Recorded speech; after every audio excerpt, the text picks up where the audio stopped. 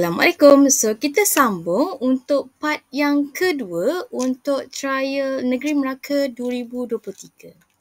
Soalan nombor 6. Encik Nabil memiliki sebuah unit pangsapuri di Bandar J yang disewakan dengan kadar sebanyak 1,300 sebulan. Pada bulan Februari, dia menerima bil cukai pintu pada kadar 5.7%. Nyatakan pihak yang mengutip cukai pintu. Okey, siapa yang kutip cukai pintu? Okey, so siapa yang kutip cukai pintu ialah Majlis Perbandaran ataupun kita boleh cakap Majlis Daerah atau pihak berkuasa. Pilihlah salah satu. So kita tulis kat sinilah Majlis Perbandaran. Boleh tak kita nak tulis MB? Tak boleh lah. Kita tak tahu pun Nabil ni duduk kat mana. Kalau duduk kat Melaka, betul lah MB. Tapi, kita pun tak tahu. Kalau duduk kat Perlis, takkanlah MB juga nak kutip. So, jangan jawab macam MB tu untuk apa? Majlis Bandaraya Melaka Bersejarah. Kan? So, kita jawab yang umum lah. Okay, yang kedua.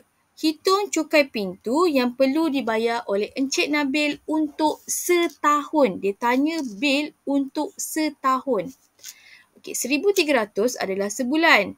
So, 1,300 sebulan, kita darabkan dulu dengan setahun. 1,300 darab setahun iaitu 12 bulan. So, kita akan dapat 1,300 darab dengan 12 bulan. So, dapat 15,600. So, soalan tanya bil cukai pintu. Jadi, cukai pintu sama dengan 5.7% darab dengan nilai setahun dia. So, kita ada nilai tadi darabkan dengan 5.7 per dengan 100. So, bil cukai pintu dia ialah 889.2. So, kita ada sama dengan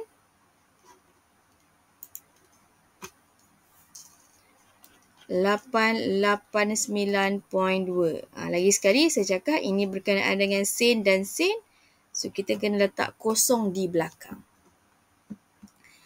Nombor 7. Nasrullah memandu kereta dengan kelajuan 40 km per jam selama 2 tolak 3 jam. Kemudian dia menukar kelajuan kepada 60 tolak 10 km per jam selama tolak 1 jam. Cari nilai P jika jumlah jarak yang dilalui olehnya ialah 190 km. Okay, so nak tahu jarak, diberi kelajuan dan juga masa. So, ini merupakan silibus untuk tingkatan 2 sebenarnya. Kita ada formula jarak sama dengan laju masa. So, kalau kita nak tahu jarak, jadi kita tutup jarak ni sama dengan laju darab masa. Kita ada jarak dia 190. So, laju darab masa. Lajunya 40p dengan masa 2p tolak 3. Tambah dengan, kemudian kita ada lagi, sini kita ada 60p tolak 10, lajunya selama p tolak 1. So, jaraknya ialah 190. Kita berjaya buat macam ni, kita dapat 1 markah. Kemudian apa nak buat? Kita kembangkan dia. 40p darab 2p, jadi 80p kuasa 2. 40p darab dengan negatif 3, jadi negatif 120p. Tambah 60p darab dengan p, jadi 60p kuasa 2. 60p darab negatif 1 tolak 60p. Negatif 10 darab p, negatif 10p. Negatif 10 darab negatif 1, positif 10. 190 kita bawa ke sebelah kiri, tolak 190 sama dengan kosong. Jadi kita selesaikan P kuasa 2 dengan P kuasa 2, kita boleh tambahkan dia. So kita akan dapat, kita susun dulu pun boleh. Kita ada 80P kuasa 2. Kuasa 2 yang lain 60P kuasa 2. Okey, dah tak ada kuasa 2, kita ambil yang P. Tolak dengan 120P. Tolak 60P. Tolak 10P. Okey, dah tak ada. Kemudian kita ambil yang nombor sahaja. Tambah 10 tolak 190 sama dengan kosong. Jadi kita selesaikan 80 tambah 60. So kita dapat 140P kuasa 2. Negatif 120 tolak 60 tolak 10. So dapat berapa? So kalau confuse kita boleh guna kalkulator kita, tak ada masalah. Negatif 120 tolak 60 tolak dengan 10. So kita akan dapat negatif 190P. Kemudian dekat sini tambah 10 tolak 190. So negatif 180 sama dengan kosong. So ingat, kalau kita ada kuasa 2 P dengan ni sebenarnya apa? Sebenarnya kita nak kena tekan kalkulator yang EQN tu. Kita kena faktorkan dia. Okay. So kita keluarkan kalkulator. So tekan mod sampai jumpa EQN. Tekan nombor 1. Lepas tu unknownnya ada berapa? Bukan unknown. Kita nak degree. Degree kuasanya 2. A 140. B negatif 190 dan C negatif 180. So kita dapat P sama dengan 2. Oh, lagi satu perpuluhan. Kita tak nak perpuluhan, kita tekan ABC. Negatif 9/4. So P sama dengan 2 dan juga P sama dengan negatif 9/14. Ini 9/14 tu Okey, betul. So dalam kurungan ni apa kita nak tulis? Kita kena reverse balik. So kini kita akan dapat P tolak 2. Sini kita ada 14P tambah 9. So di soalan tanya P ada 2 jawapan dekat sini. So kita kena tentukan mana satu pilihan hati kita sebenarnya. So P sebenarnya kita ambil jawapan yang mana? Kita akan biasanya ambil jawapan yang positif ni lah. So kita kena tambah dekat bawah ni sikit. Oleh sebab itu P sama dengan 2. Pastikan P sama dengan 2 ni paling bawah sekali. Tak boleh sebaris macam ni lah. Kita belum lagi menentukan apa nilai P. So P sama dengan 2. Seterusnya, soalan nombor 8. Darjah 1 menunjukkan graf laju masa bagi pergerakan sebuah motosikal. Nyatakan tempoh masa dalam saat apabila motosikal itu bergerak dengan laju seragam. Okey, mana laju seragam? Laju seragam tu kat sini lah, ni laju seragam. Ni laju seragam. Tempoh masa, so masa akhir tolak dengan masa awal. So tolak saja. Ni patutnya tulis kat ruangan jawapan. Saya tak muat kat sini, so saya tulis kat sini lah. 50 tolak 32. So dapat 18 saat. Tapi dalam matematik tak nak tulis saat, tak nak tulis unit, tak ada masalah. Hitung kadar perubahan laju dalam meter per saat bagi 32 saat yang pertama. Mana 32 saat yang pertama? 32 saat yang pertama maksudnya daripada saat kosong hingga 32. Apa perubahan dia ni? So daripada laju 40, dia telah turun laju dia kepada 20. Atau sebenarnya kita boleh tengok koordinat dia kat sini. Koordinat dia ialah 0, 40. Sini koordinatnya adalah 32, 20. So hitung kadar perubahan laju. Kita ada kadar perubahan laju sama dengan laju akhir tolak laju awal per dengan masa akhir tolak dengan masa awal. So kita ada laju akhir laju, sini laju akhir kita kat sini. Laju akhirnya 20, tolak laju awal 40, per dengan masa akhir kita 32, tolak masa awal 0. 20 tolak 40, negatif 20 bahagi dengan 32. So, kita dapat, ni nak mode balik, shift mode, nombor 3 sama dengan. So, negatif 20 bahagi dengan 32. So, kita dapat negatif 0.625. Negatif 0.625. Negatif tu membawa maksud apa? Maksudnya dia nyah pecutan. Alright? Seterusnya, soalan B2. Huraikan gerakan motosikal itu ada 2 markah. Kalau 2 markah, nyatakan apa-apa nilai yang tiada pada graf ni. Okay, satu kita boleh bagi tahu dia punya nilai nyah pecutan, negatif 0.625. Sebab soalan tanya bagi 32 saat yang pertama, ni masih lagi di bawah soalan B ni. Masih lagi di bawah soalan ni. So, dia nak tahu huraikan gerakan motosikal untuk 32 saat yang pertama. Apa lagi kita boleh cari? Kita boleh cari sebenarnya jarak. Macam kita belajar tengok soalan yang ke atas tadi, jarak sama dengan laju darat dengan masa. So, untuk soalan ni sebenarnya kita boleh kira ialah luas di bawah graf. Untuk dia punya jarak, luas di bawah graf kat sini, ini ialah bentuk trapezium. So, luas trapezium ialah 1/2 darab dengan yang selari. Sini selari ke sini, 40 tambah dengan tinggi dekat sini ialah 20. Darab dengan tinggi dia 32. So, berapa jarak yang dia ada? So, kita kira saja guna kalkulator.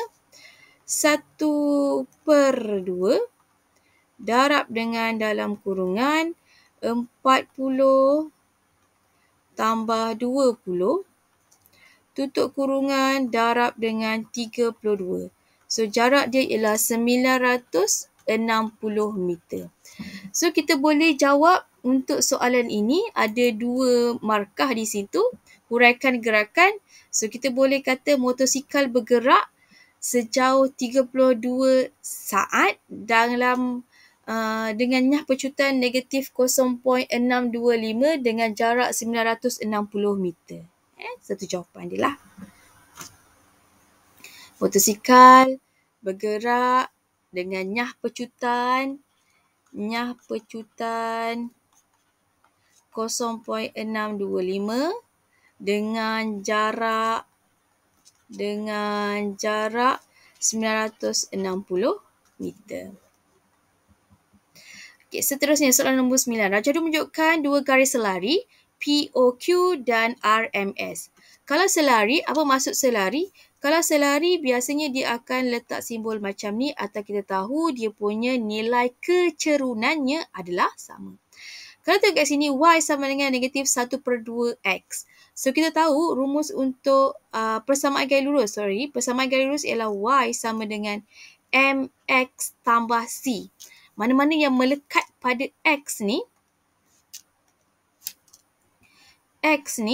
sebelah dia ni adalah kecerunan. Ini ialah pintasan Y. Ini ialah pintasan Y. M ni merujuk kepada nilai kecerunan. So, soalan kata cari kecerunan PQ. Okey, PQ kat sini kecerunan dia, nilai ni kecerunan dia.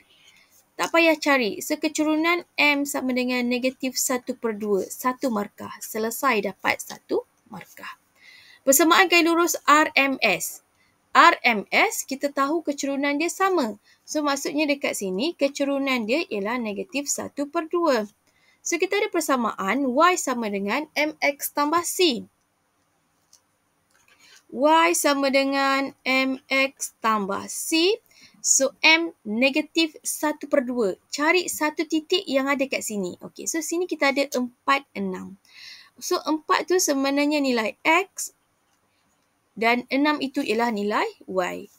6, kita masukkan nilai Y. 6 sama dengan M negatif 1/2. X kita ialah 4 tambah C.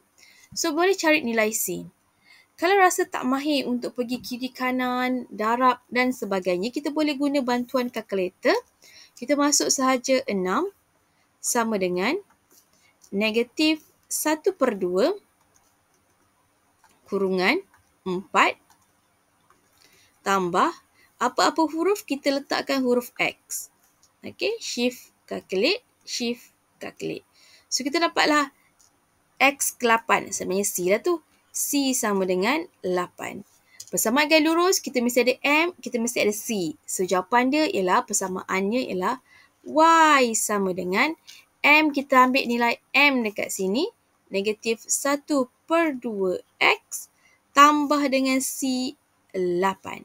So, dapat dah selesai. Kemudian kata pintasan X bagi gaya lurus MN. Mana MN? Okey, gaya lurus MN. MN ini MN. So, persamaan tadi, persamaan gaya lurus ini ialah Y sama dengan negatif 1/2X tambah 8. Soalan tanya untuk MN pintasan X-nya. Sama tak kalau kita cari pintasan X untuk garis ni? Sama. So, kita kena tahu kalau soalan tanya pintasan X, sebenarnya nilai Y itu adalah kosong. Y ni jadi kosong. Jadi, kosong sama dengan negatif 1/2X tambah 8. Okey, so macam biasa, boleh guna kalkulator pun boleh. So, kita masuk sahaja, kita ada kosong. Kosong sama dengan negatif 1/2X.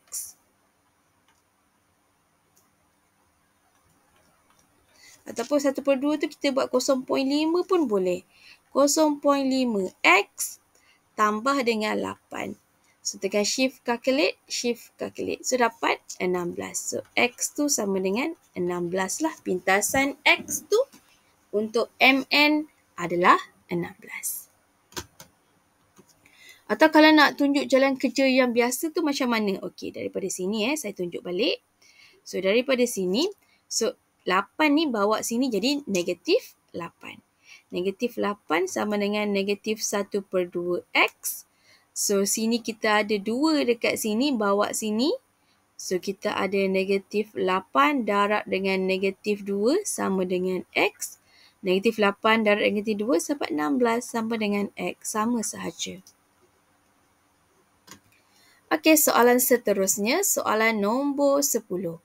Raja 3 menunjukkan sukuan bulatan POA. Ini ialah sukuan. Sukuan maksudnya 1/4. Sini 90 darjah lah, dia dah label 90 darjah. Dan segitiga bersudut tegak COA. COA ialah segitiga bersudut tegak dekat sini. Diberi sudut AOB ialah 60. Sini sampai sini maknanya 60.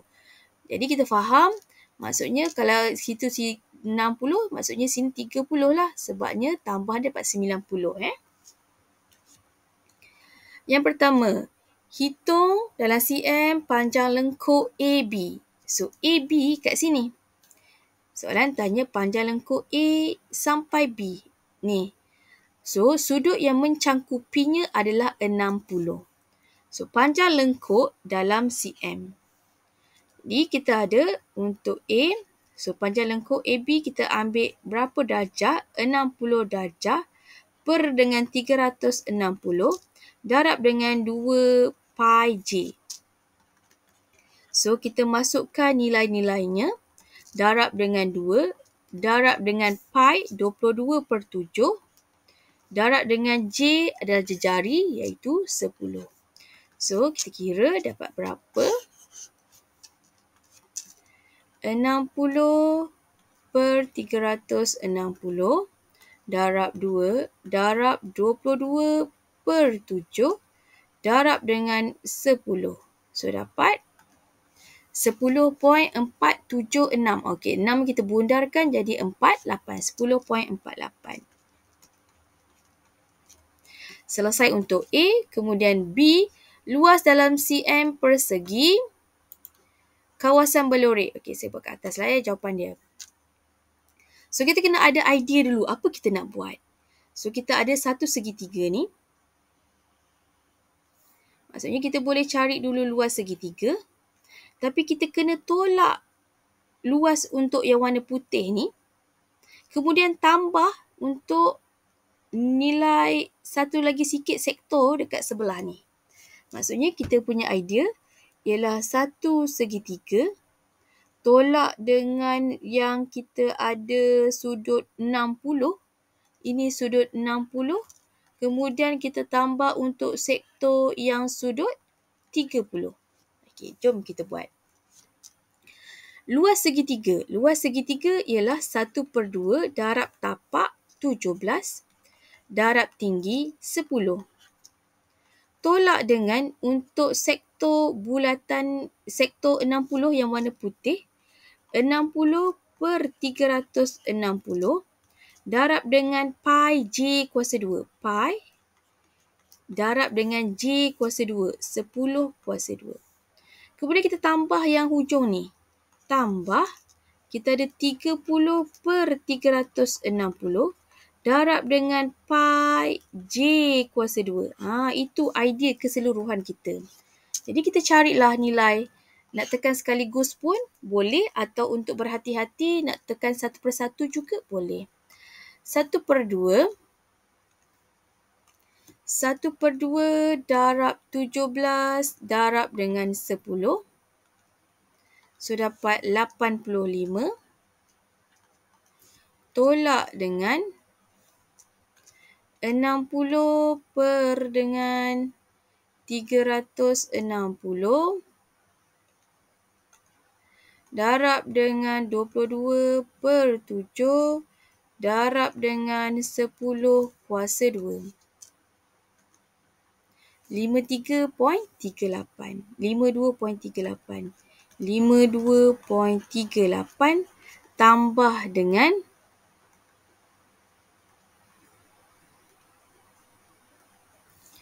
nilai depan ni tadi dia beza 30 sahaja, belakang dia sama 26.19.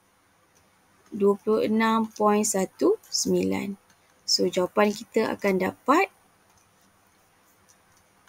85 tolak 52.38 tambah 26.19. So, kita dapat 58.81. Right?